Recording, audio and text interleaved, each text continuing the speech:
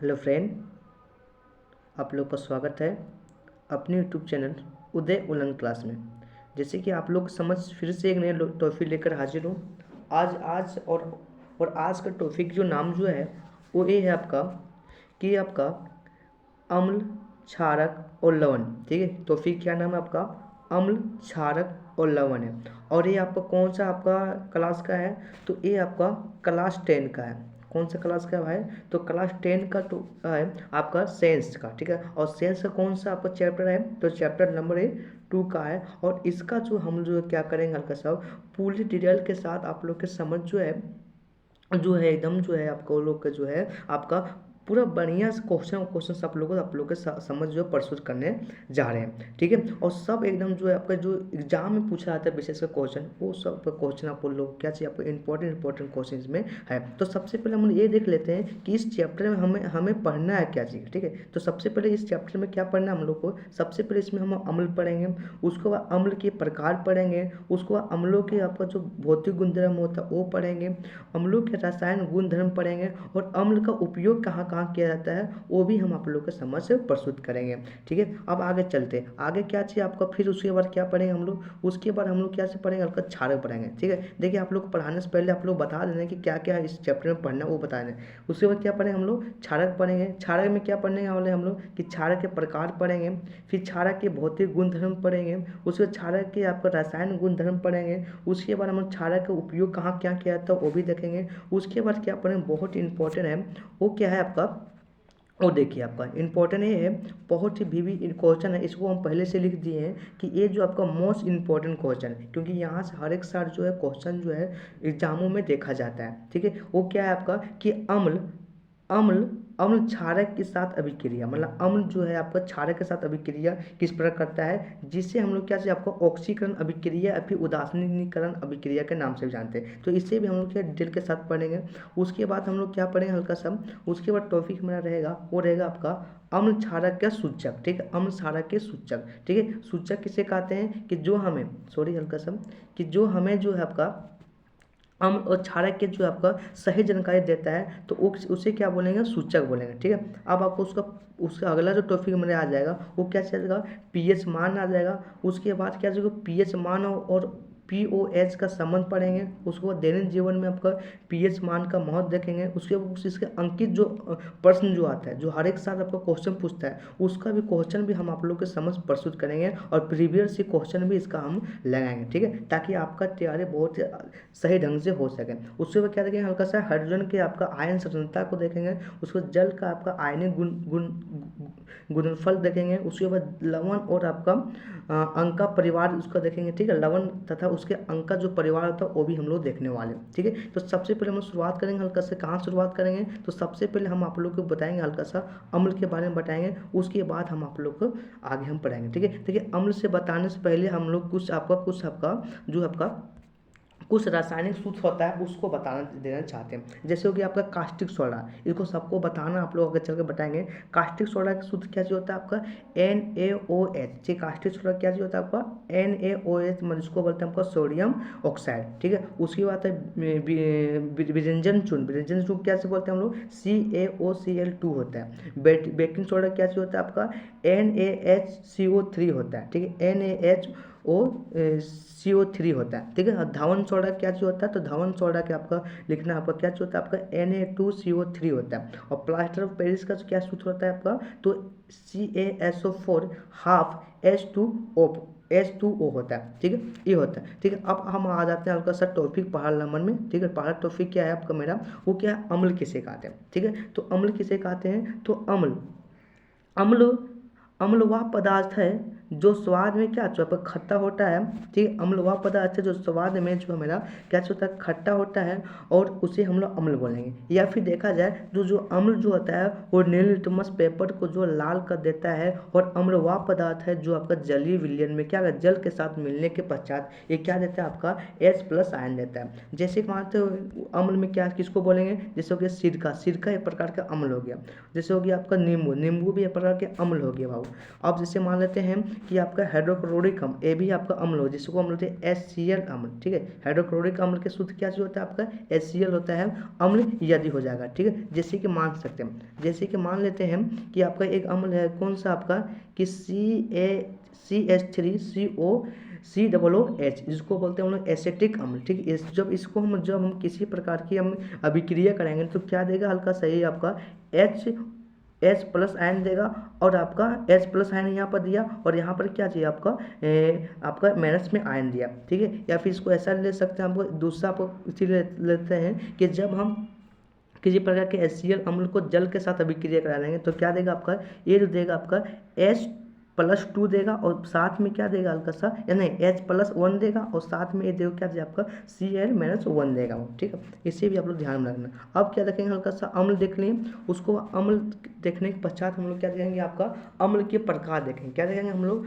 अम्ल के प्रकार हम लोग देखने वाले हैं, ठीक है। तो अम्ल का जो आपका 2 प्रकार के होते हैं, अम्ल कितने प्रकार के, 2 प्रकार के, एक होता है आपका परबल अम्ल और एक का होता है दुर्बल अम्ल। एक होता है परबल अम्ल और एक दुर्बल अम्ल। तो हमको सबसे पहले देखना कि परबल अम्ल किसे कहते हैं, तो वे अम्ल जो जल में पूर्णतः वियोजित या फिर पूर्णतः घुल जाती है तो उसे परबल अम्ल बोलेंगे। जैसे हो जाएगा आपका H2SO4 जिसको बोलते हैं आपका हाइड्रोजन सल्फर, जिसको हम लोग आसान भाषा में क्या बोलते हैं, हम लोग आसान भाषा में सल्फ्यूरिक अम्ल बोलते हैं, ठीक है। सल्फ्यूरिक अम्ल होते हैं। और उसके आगे हो जाएगा क्या चाहिए आपका कि HCl जिसको बोलते हैं आपको हाइड्रोक्लोरिक अम्ल, जिसको क्या बोलते हैं हम लोग हाइड्रोक्लोरिक अम्ल। और अगला जो आपका जैसे हम ले सकते हैं आपको परबल अम्ल का, वो क्या चाहिए आपका HNO3 जिसको बोलते हैं नाइट्रिक अम्ल बोलते हैं। क्या बोलते हैं इसको हम लोग नाइट्रिक अम्ल बोलते हैं, ठीक है। और एक क्या होता है दुर्बल अम्ल, ठीक है। अब देखते हैं दुर्बल अम्ल किसे कहते हैं। देखिए दुर्बल अम्ल कैसे बोलेंगे कि वे अम्ल जो जल में पूर्णतः वियोजित नहीं होते, मतलब जो जल में पूर्ण रूप से नहीं वियोजित होते या फिर नहीं घुलती है, तो उसे हम लोग क्या बोलेंगे हल्का सा, तो उसे हम लोग बोलेंगे हल्का सा हम लोग क्या दुर्बल अम्ल बोलेंगे। क्या बोलेंगे उसको हम लोग दुर्बल अम्ल बोलेंगे। जैसे इसका उदाहरण भी लेते हैं, जैसे हो जाएगा आपका सा हाइड्रोजन साइनाइट्रेट, ठीक है। हाइड्रोजन साइनाइट्रेट जिसको बोलते हैं, जिसका सूत्र क्या, रासायनिक सूत्र क्या होता है HCN होता है, और उसके बाद एसिटिक अम्ल CH3COOH होता है।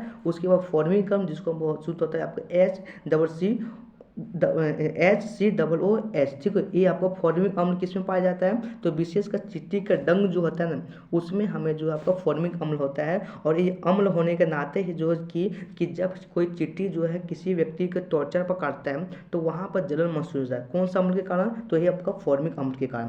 अब क्या अगला टॉपिक क्या पढ़ेंगे हम लोग, क्या पढ़ेंगे हल्का सा कि अगला टॉपिक पढ़ेंगे हम लोग क्या आपका अम्ल के भौतिक गुणधर्म। क्या पढ़ेंगे हम लोग, अम्ल के भौतिक गुणधर्म। तो चलिए हम आप लोग को इसका भौतिक गुणधर्म हम आपको बताते हैं, ठीक है। इसका भौतिक गुणधर्म में आप लोग के पहला हो जाएगा क्या चीज़ कि अम्ल जो होता है वो स्वाद में कैसा होता है, खट्टा होता है, बताएं हल्का सा। और ये क्या करता है आपका, ये जो आपका जल में घुलनशील होता है या फिर जल में घुलकर जो कैसा देता है आयन, तो H+ आयन देता है। इसे भी ध्यान में रखना है आप लोग को।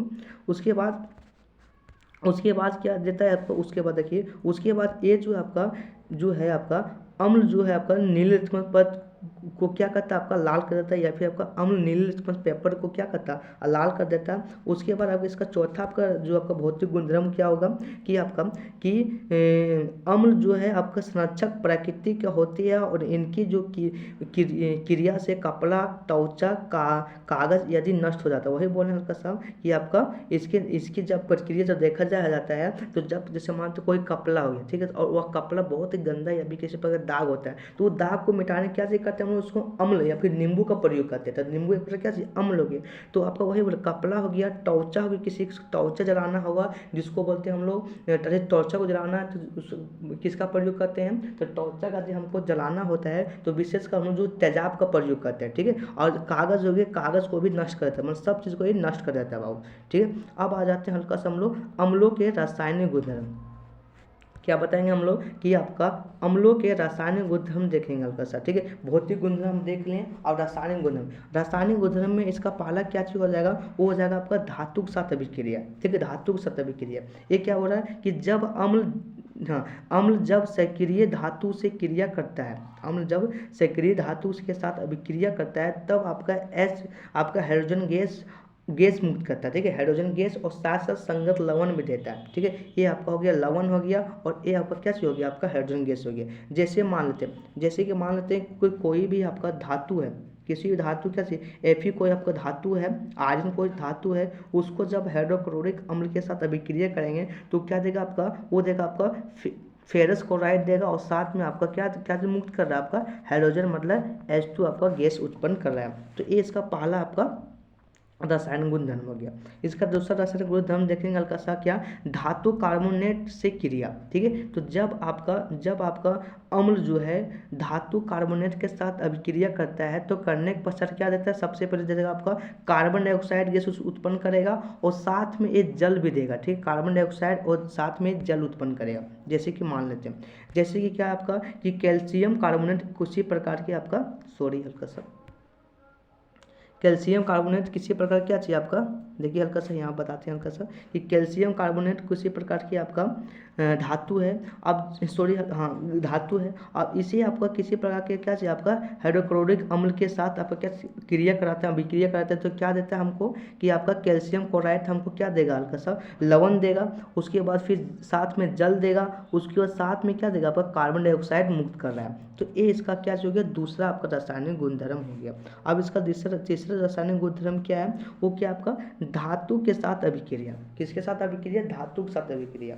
ठीक है, तो धातु का ऑक्साइड के साथ अभिक्रिया। ठीक है, तो जब आपका अम्ल जो है आपका धातु ऑक्साइड के साथ अभिक्रिया करता है तो साथ में लवण देगा और साथ ही साथ क्या देगा आपका जल देगा, मतलब लवण के साथ साथ क्या देता है आपका जल मुक्त करता है। जैसे कि इसको हम ले सकते हैं, जैसे कि हम ले सकते हैं क्या चाहिए आपका कैल्शियम कार्बोनेट को जब हम लोग क्या चाहिए आपका HCl मतलब हाइड्रोक्लोरिक अम्ल के साथ अभिक्रिया कराते हैं तो क्या देगा आपका कैल्शियम क्लोराइड देगा और साथ में आपका जल मुक्त करेगा। ठीक, क्या करेगा हमको जल प्रदान करेगा। अब इसका तीसरा देख सकते हैं हल्का सा, ठीक है, ये आपका इसका क्या चाहिए, इसका तीन ही क्या चाहिए होता है आपका रासायनिक गुणधर्म होता है। अब इसका देखते हैं इसका उपयोग कहाँ किया जाता है। ठीक है, हम पढ़े थे हल्का सा उपयोग कहाँ किया जाता है, तो इसका उपयोग सबसे पहले क्या करता है आपका बैटरी में किया जाता है, प्लास्टिक में किया जाता है और खाद निर्माण में। आदि बैटरी में जो उसमें बैटरी में जो आपका पानी जैसे आपका जो डलाता है तो उस बैटरी में भी आपका अम्ल ही पाया जाता है। ठीक है, और आपका प्लास्टिक बनाने में भी आपका अम्ल का प्रयोग किया जाता है और खाद का निर्माण करने के लिए भी आपका प्रयोग किया जाता है।